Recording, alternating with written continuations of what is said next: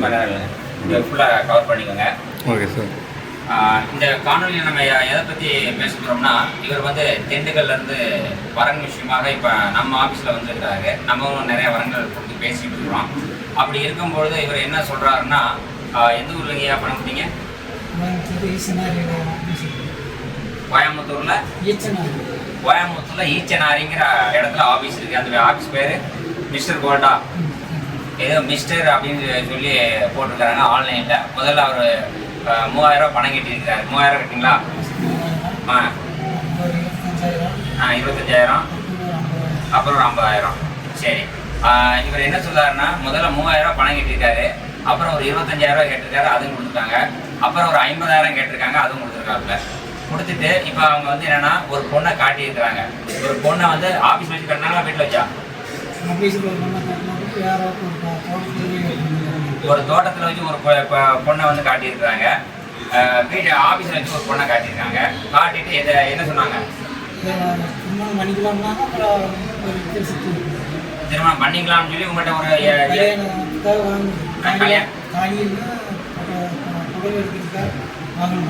தாலி புடவை எடுக்கணுங்கிறதுக்காண்டி வாங்கினது. இப்போ வாங்கி எத்தனை நாள் ஆச்சு? 6 மாசமா ஏமாத்திட்டு இருக்காங்க. 6 மாசமா தாலி சேலை எடுக்கணுங்கிறதுக்காண்டி கிட்டத்தட்ட 80,000 ரூபாய்க்கு மேலே அவர் கணக்கு சொல்றாரு. இன்ன வரைக்கும் இப்போ வந்து ஃபோன் எடுக்கிறது கிடையாது. சரி, வாங்கின அந்த கம்பெனியில் இருக்கிறவங்க வாங்கினாங்களா எப்படி? சரி, நீங்கள் அதுக்கு ரெக்கார்டுங்க வச்சுருக்கீங்களா? சரி, இப்போ நீங்கள் என்ன பண்ணணும்னா, இந்த செல்லில் நீங்கள் ரெக்கார்டு பண்ணணும். முதல்ல எப்பவுமே போகணும்னா ஒரு செல்லில் வந்து ஐயா நான் இவ்வளோ ரூபா கொடுத்தேன்னா என்னாச்சு ஏதாச்சும் அந்த ரெக்கார்டாவது வேணும். சரிதானா? ரைட்டு. அந்த ரெக்கார்டு இப்போ உங்கள்கிட்ட இல்லைன்னு சொல்கிறீங்க. இங்கே நம்ம ஆஃபீஸில் வந்து பார்த்தீங்கன்னா நீங்கள் ஜிபேயில் அனுப்புகிறீங்க, ஃபோன்பேயில் அனுப்புகிறீங்க. அதுக்கப்புறம் இங்கே நேரில் கட்டினா பணம் வந்து ரசீது போட்டு கையில் கொடுக்குறோம். சரிண்ணா? இந்த மாதிரி நம்ம பண்ணிக்கிட்டு இருக்கிறோம். நம்ம ஆஃபீஸில் அந்த மாதிரி பண்ணிக்கிட்டு இருக்கிறோம். இப்போ உங்களுக்கு வந்து இந்த 6 மாதத்துல வந்து இப்போ எவ்வளோ நாளாக அலையிறீங்க? ஒரு 5-6 மாதம் 4-5 மாதம் 4-5 திண்டுக்கல்லேருந்து நீங்கள் கோயம்புத்தூர் பல முறை போய்ட்டு வந்துட்டீங்க. ஆனால் நீங்கள் பணம் வாங்கினாலும் இருக்கிறாரா? வாங்கினாலும் இருக்கிறாரு. அப்போ இன்னுமே நீங்கள் போகும்போது என்ன செய்றீங்கன்னா, ஒரு வக்கீல் மூலியமாகத்தான் நீங்கள் போக வேண்டியிருக்கும். ஸ்டேஷனில் ஒரு கம்ப்ளைண்ட் பண்ணி இந்த மாதிரி பொண்ணுக்கு தாலி சேலை எடுக்க கொடுத்த ரூபாயை அதை நீங்கள் கொடுக்க மாட்டேங்கிறாங்க, அந்த பொண்ணையும் எனக்கு காட்ட மாட்டேங்கிறாங்க அப்படிங்கிறத சொல்லி நீங்கள் போகிற பண்ணணும். சரி, இப்போ நான் இதில் என்ன சொல்ல வரேன்னா, எங்கள் ஸ்ரீ ராஜேஸ்வரி திருமண தகவல் நிலையத்தில் பதிவு கட்டணம் 10,000 ரூபா வாங்குகிறோம். இதில் ஒரு சிலர் 15,000, 20,000, 30,000 கூட கட்டி இருக்கிறாங்க. ஆனால் நாங்கள் என்ன செய்கிறோம்னா, பெண்ணை நம்ம கொடுத்துருவோம். அதே மாதிரி தாலி சேலை தாலி கொடி இதுக்கெல்லாம் நாங்கள் அதிக ரூபா வாங்குறது கிடையாது. இன்னொரு விஷயம் என்ன கேட்டிங்கன்னா, ஒன்று நீங்கள் ஆன்லைனில் போடும்போது அக்கௌண்ட் நம்பரை வாங்கி போடுங்க. ஏன்னா நாங்கள் 30 வருஷம் பண்ணிக்கிட்டு இருக்கோம். நிறைய ஃப்ராடுகள் நடக்கிறதுனால இதை நான் சொல்கிறேன். ஏங்க, எவ்வளோ பணம் சம்பாதிச்சாலும் நம்ம என்ன கொண்டு போகிறது கிடையாது. அதே மாதிரி இங்கே வந்து பார்த்தீங்கன்னா 1000, 2000, 5000, 10,000, 20,000 நீங்கள் பணம் கட்டுறீங்க. உங்களுக்கு சர்வீஸ் ஒரு சில ஆளுக்கு கொஞ்சம் லேட்டாக ஆகும். ஆனால் நான் என்ன சொல்கிறேன்னா, எனக்கு வாட்ஸ்அப்பில் பேசி அனுப்புங்க. இப்போ நான் ஒரு ஓனராக இருக்கிறேன். இங்கே 25 பேர் வேலை பார்க்குறாங்க. இப்போ இந்த வேலை பார்க்குற இடத்துல வந்து பார்த்தீங்கன்னா, சார் நீங்கள் எங்கேருந்து சார் வந்தீங்க? காரியாபேட்டிலேருந்து ஒரு சார் வந்துருக்காங்க. இவங்களும் பேசிட்டு இருக்காங்க. காலையில் எவ்வளோ கூட்டம்னு பார்த்தீங்களா? இப்போ மணி என்ன? 1 மணிக்கு மேலே ஆகிடுது. 1 மணி வரைக்கும் நான் இவ்வளோ மக்களையும் நான் சந்தித்து பேசியிருக்கேன். அப்போ நான் எப்படி ஃபோன் எடுக்க முடியும் சொல்லுங்கள்? ஐயா, எடுக்க முடியாது. இப்போ என்ன ஒரு விஷயம்னா, இப்போ இவர் வந்து அந்த பணத்தை கட்டி நான் ஏமாந்து நிற்கிறேன் அப்படின்னு சொல்கிறாரு. ஆனால் இங்கே அதிகபட்சமாக ஒரு தடவை நான் 10,000, 12,000 இதுதான் வாங்குறேன். ஒரு சில பேர்கள் வந்து அவங்களா விருப்பப்பட்டு 10,000 வரைக்கும் தான் நான் கேட்குறது. ஏன்னா எனக்கு இவ்வளோ செலவு இருக்குது. ஆனால் யார்கிட்டையுமே நான் கமிஷன் கேட்குறது கிடையாது. ஆனால் கமிஷனுங்கிறது வந்து நீங்களாக கொடுக்குறது. அதை நான் நோட் பண்ணி வச்சுக்கிறேன். இதுதான் இங்கே உள்ள நிலவரம். தயவு செய்து வரன் வேணும் அப்படிங்கிற ஒரு மக்களுக்கு, ஒவ்வொரு மக்களுக்கும் நான் சொல்லக்கூடிய என்னென்னா, தயவு செய்து எங்கேயும் பணம் கட்டினீங்கன்னா நீங்கள் உங்களுடைய அக்கௌண்ட்டுக்கு போட்டு விடுங்க. அது ரெக்கார்டு வச்சுக்கோங்க. ஒன்று. அடுத்தபடியாக வந்து பார்த்தீங்கன்னா, பதிவு கட்டணங்கிறது வேறு. இந்த தாலி எடுக்கணும், சேலை எடுக்கணும், இந்த மாதிரி நீங்கள் வந்து பணத்தை யாரையும் கொடுத்து ஏமாறாதீங்க. நேற்று ஒருத்தர் வந்து எந்த ஒரு அருப்புக்கோட்டை அவர் என்ன சொல்றாருன்னா, முதல்ல கம்மல் எடுக்கிறதுக்கும் ஒரு பொண்ணுக்கு கம்மல் எடுக்கிறதுக்கும் மோதிரம் மாற்றுறதுக்கும் ரூபாய் ஒரு 1.5 லட்சம் ரூபா கொடுத்துருக்காரு. திரும்ப அந்த ஒரு 10 பவுன் செயின் எடுத்து கொடுத்துருக்காரு. ஆனால் எடுத்து கொடுத்து அந்த செயின் அவர் வாங்கிட்டு வந்துட்டாரு. இந்த நகை இதெல்லாம் போச்சு. ஏன்னா நிறைய பேர் அந்த மாதிரி இருக்கிறாங்க. ஏன்னா வயதானவர்களுக்கு வந்து ஒரு சாப்பாடு வேணும், ஒரு துணை வேணும்னு வந்து நம்மளை நம்பி வாராங்க. இப்போ இவர் வாராருன்னா நான் என்ன நினைப்பேன், நமக்கு ஒரு அப்பா சந்தில் அவர் இருக்காரு, அவர் நம்ம ஏமாற்றக்கூடிய சூழ்நிலை வந்து நமக்கு வந்துடுது. அப்படி வந்துச்சுன்னு வச்சுக்கோங்க, நம்ம நல்லா இருப்போமா? அதனால பதிவு கட்டணம் வாங்குறேன், நான் இந்த வரைக்கும் வேலை பார்க்குறேன். இப்போ நம்ம ஆஃபீஸர் எல்லாருமே இருக்காங்களா? அப்புறம் அப்படியே ஒரு ரவுண்டு சுற்றி எடுத்துருங்க. நம்ம ஆஃபீஸை ஒரு ரவுண்டு எடுத்து வந்துருங்க. எவ்வளோ பேர் வேலை பார்க்குறாங்கன்னு தெரியலையா?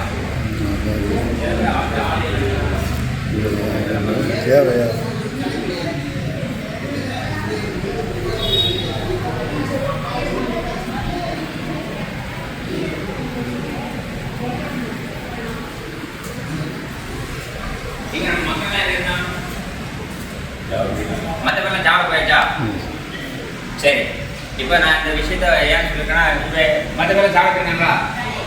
கடைக்கு போயிருக்காங்களா? சரி, இப்போ நம்ம ஸ்டாஃப் எத்தனை பேர் இருக்காங்க? ஒரு 25 பேர், இப்போ 27 பேர் வேலை பார்க்குறாங்க. இதை ஏன் சொல்லணும்னா, ஒவ்வொரு இடத்துலையும் இவ்வளோ இப்படி தான் ஃப்ராடுகள் நடக்குது. இப்போ நானே ஒரு பெண் வீடை கொடுக்குறேன் அப்படின்னா, அந்த பெண் வீட்டில் வந்து நீங்கள் தீர விசாரிச்சுக்கோன்னு சொல்லுங்கள். ஒரு பெண் வீட்டில் வந்து என்ன கேட்குறாங்க? பெண் வீட்டில் வந்து எனக்கு கடன் இருக்குது அப்படின்னு சொல்கிறாங்க. அந்த கடன் இருக்குன்னு சொல்கிறவங்க வந்து அப்படியா, சரி நான் கேட்டுட்டு சார்ட்ட சொல்லணும்னு சொல்லி கட் பண்ணிடுங்க. அதேமாதிரி மாப்பிள்ளைகள் வந்து என்னென்னு கேட்டிங்கன்னா, அவங்களுக்கு சில பேர் வேலை பார்க்குறாங்களா, வேலை பார்க்கலையா, மறுமணமாக இருந்தால் மனைவி இறந்து போச்சா, இறந்ததுன்னா இறந்த சர்டிஃபிகேட் வாங்கி பாருங்கள், டிவோர்ஸ்னால் டிவோர்ஸ் வாங்கி பாருங்கள், கோர்ட்டில் வாங்கியிருந்தா மட்டும்தான் செல்லும். இதெல்லாம் நான் ஏன் சொல்கிறேன் அப்படின்னா, நான் எல்லாத்தையும் போய் நான் பார்த்துட்டு இருக்க முடியாது. தகவலை மட்டும்தான் நான் தர்றேன். கல்யாணத்துக்கு அப்புறம் எந்த ஒரு பிரச்சனைக்கும் நான் பொறுப்பாக முடியாது. அதே மாதிரி இந்த ராஜேஸ்வரி மேட்ரிமோனிக்கு வந்து பணம் நீங்கள் எவ்வளோ கட்டினாலும் திருப்பி கொடுங்கன்னு யாரும் கேட்காதீங்க. ஏன்னா நாங்கள் திருப்பியும் தர மாட்டோம். ஏன் இதை சொல்லணும்னா, நான் உங்கள்கிட்ட வந்து பதிவு கட்டணும் தான் கேட்குறோம். அதுக்கான வேலையை தான் பார்க்குறோம். 1000 2000 கட்டக்கூடிய மக்களுக்கு வந்து பார்த்தீங்கன்னா சர்வீஸ் பைய தான் இருக்கும். ஏன்னா நாங்கள் எப்போ நேரம் கிடைக்கும் அப்போ தான் பார்க்க முடியும். நீங்கள் 1000 2000 கட்டினீங்கன்னா அதை சிஸ்டத்தில் பதிவு பண்ணி வைப்போம். அதை பதிவு பண்ணி வைக்கிறதுனால என்ன அப்படின்னா, யாரும் விரும்பி கேட்குறாங்களோ அவங்க தான் கொடுக்க முடியும். 10,000 ரூபா கேட்குறேன், 10,000 ரூபாய்க்கு மேலே நீங்கள் கட்டுறீங்களா, அதுக்கு நாங்கள் இத்தனை ஸ்டாக்குகள் போட்டிருக்கிறோம், ஒவ்வொரு இடத்துக்கும் அனுப்புவோம். யார் விரும்புகிறாங்களோ அதை தான் நம்மளுக்கு கொடுக்க முடியும். உடனே நான் பணம் கட்டிருக்கேன் உடனே முடிஞ்சு கொடுக்கணும்னா அவங்க விரும்பினா தான் நம்ம செய்ய முடியும். உங்களுக்கு நான் நம்பர் ஏன் கொடுக்க முடியாது அப்படின்னு சொல்கிறேன்னா, எல்லாருக்கும் நம்பர் நான் கொடுத்தேன்னா அது நிறைய மிஸ்யூஸ் பண்ணுறீங்க. ஒருத்தர் வந்து பார்த்தீங்கன்னா, கல்யாணம் வந்து பெண் கேட்குறீங்க, நான் ஒரு நம்பரை கொடுக்குறேன், அந்த நம்பரை வச்சு நீங்கள் பல பேர் கொடுக்கீங்க. அப்படி கொடுத்தா அது சட்டப்படி குற்றம், தப்பு. அதை கொஞ்சம் புரிஞ்சுக்கோங்க. அடுத்து இன்னொரு விஷயம், பெண் வீட்டுகளில் வந்து பார்த்தீங்கன்னா, மறுமணத்தில் உள்ளவங்க என்ன செய்வீங்க, இந்த மாதிரி நான் கல்யாணம் முடிஞ்சு என் மனைவி இல்லை, நான் ரொம்ப தனிமையில் இருக்கேன், நான் ஒருத்திக்கு 1000 கடன் கொடுப்பேன், அதே மாதிரி உனக்கு தரேன் வா அப்படின்னு சொல்லி தவறாக பேசுறீங்க. இது போன்ற பேச்செல்லாம் நீங்கள் பேசக்கூடாது. அப்படி பேசுனீங்கன்னா அவங்க அதை கம்ப்ளைண்ட் பண்ணாங்கன்னா உள்ள தூக்கி வச்சிருவாங்க. இன்னைக்குள்ள சட்டங்கள் வந்து ரொம்ப இதாக இருக்குது. தயவுசெய்து கொஞ்சம் புரிஞ்சுக்கோங்க, மனிதாபிமானம் நடந்துக்கோங்க, யாருக்கும் மதிப்பில்லாமல் பேசாதீங்க. நான் வந்து இப்போ காலையில் மணி 1:30 மணி 1 மணி வரைக்கும் அங்கே இது பண்ணுறதுனால அவ்வளோ கஷ்டமாதிரி நான் பேசி முடிச்சுட்டு தான் இப்போ இந்த வீடியோ போடுறேன். இவ்வளோ பெரிய அலுவலகம் வச்சுருக்கிறேன், பக்கத்தில் 2 வீடு வச்சுருக்கிறேன். நேற்று கூட வந்து பார்த்தீங்கன்னா நைட்டில் வந்து 10 மணிக்கெல்லாம் வந்துடுறீங்க, 10 மணிக்கே வந்து இங்கே தங்குறீங்க. தங்குறதுக்கு அதுக்கு நான் அனுமதி கொடுக்குறேன், சரிதானா? அதனால் ஒரு விஷயம், திருமணத்துக்கு அப்புறம் எந்த ஒரு பிரச்சனைக்கும் நாங்கள் பொறுப்பேற்க முடியாது. நீங்களே தேடி விசாரித்து முடிச்சுக்கிறோம். அதே மாதிரி நிறைய இடங்களில் புரோக்கர்கள் என்ன பண்ணுவாங்கன்னா, ஒரு பொண்ணை காட்டுவாங்க, ஐயாவுக்கு காட்டின மாதிரி ஒரு பொண்ணை காட்டுவாங்க. 4 புரோக்கர்கள் பெண்ணும் லேடிஸும் சேர்ந்து ஒரு கூட்டமாக சேர்ந்துக்கிட்டு அவங்க என்ன செய்வாங்கன்னா, இதுதான் பொண்ணு, சித்தப்பா, மாமன், மச்சான்னு சொல்லுவாங்க.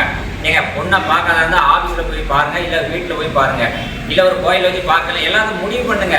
ஆனால் திருமணம்னு ஒன்று நடக்கணும்னா சொந்தமாக தான் 4 பேராவது விசாரிங்க. எனக்கு யாருமே இல்லை அப்படின்னு சொல்கிறாங்கன்னா அதை நீங்கள் நம்பி முடிச்சிங்கன்னா அது உங்களுடைய குற்றம். அதுக்கு நாங்கள் பொறுப்பாக முடியாது. சில பேர் இப்போ போன மாதத்தில் வந்து பார்த்தீங்கன்னா நிறைய பேர் வந்து பார்த்தீங்கன்னா கல்யாணம் முடிச்சுட்டு எங்களுக்கு சொல்கிறதே கிடையாது. எங்களுக்கு சொல்லாமலே இப்போ இன்றைக்கி நேற்று காலையில் ஒருத்தர் 10,000 ரூபா கட்டியிருக்காரு, நாங்கள் அனுப்புனதில் முடிஞ்சு போச்சு. ஆனாலும் அவர் என்ன சொல்கிறாரு, எனக்கு பணத்தை ரிட்டர்ன் கொடுங்க, ஏன்னா அது கல்யாணம் முடிஞ்சு போச்சு, நீங்கள் வரல, நாங்கள் ஃபோனில் நாங்களே பேசிக்கிட்டோம், நாங்களே பேசுறதுக்கு நாங்கள் எதுக்கு உங்களுக்கு ரூபா கொடுக்கணும்? இங்கே பதிவு கட்டணம்ங்கிறத வந்து நாங்கள் கேட்டு வாங்குறது ரிட்டர்ன் கொடுக்கறதுக்காக இல்லை, சர்வீஸ் பண்ணுறதுக்காண்டி தான், சரிண்ணா? சர்வீஸ் வந்து ஒரு சில பேருக்கு வந்து பார்த்தீங்கன்னா, நாங்கள் யாருக்குமே நீங்கள் வந்து கேட்குறீங்க எத்தனை நாளில் முடிச்சு கொடுப்பீங்க அப்படின்னு கேட்டிங்கன்னா அதுக்கு கேரண்டி கொடுக்க முடியாது. நாங்கள் ஒரு சர்வீஸாக பண்ணுறோம், விருப்பம் இருந்துச்சுன்னா வாங்க, ஆனால் நாங்கள் வேலை பார்க்குறோம். அதே மாதிரி திருமணத்தை நாங்கள் செஞ்சு கொடுக்கறதுக்கு உங்களால் எவ்வளோ கொடுக்க முடியுமோ அதை நீங்கள் கொடுங்கன்னா நம்ம சொல்கிறோம். இது ஒரு சேவையை தான் நாங்கள் பண்ணுறோம். உங்கள் மனசு எவ்வளோ இருக்கோ அதை கொடுங்க, நாங்கள் வாங்கிக்கிறோம். அதே மாதிரி எல்லோருக்குமே வந்து பார்த்தீங்கன்னா ஒன்று தான் நாங்கள் வரன்னு பார்க்குறோம். என்ன இதில் ஒரு விஷயம் என்னன்னா, எங்கள் ஆஃபீஸில் இத்தனை பேர் வேலை பார்க்குறாங்க, அவங்க என்ன செய்வாங்க, யார் முதல்ல அதிகமாக பணம் கேட்டிருக்காங்களோ அவங்களுக்கு முடிஞ்சு கொடுக்கணும்னு சொல்லி அவங்களுக்கு டக்குன்னு கொடுக்குறாங்க. நீங்கள் ஒரே ஒரு விஷயம், திருமணம் முடியுதில்ல, முடிஞ்ச ஒரு ஃபோட்டோ அனுப்பி எங்களுக்கு முடிஞ்சு போயின்னு வாழ்ந்துட்டு கூட சொல்ல மாட்டேங்கிறீங்க.